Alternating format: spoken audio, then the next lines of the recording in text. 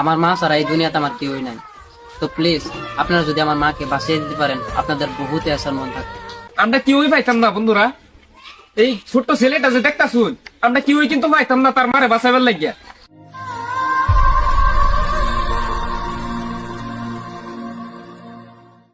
আজকে দেখবার হয়তো শুনছে মানুষটা গুল বেটা রয়েছে বেটার মধ্যে চিকিৎসা করাবার গেলে 1 লক্ষ টাকার জরুরত।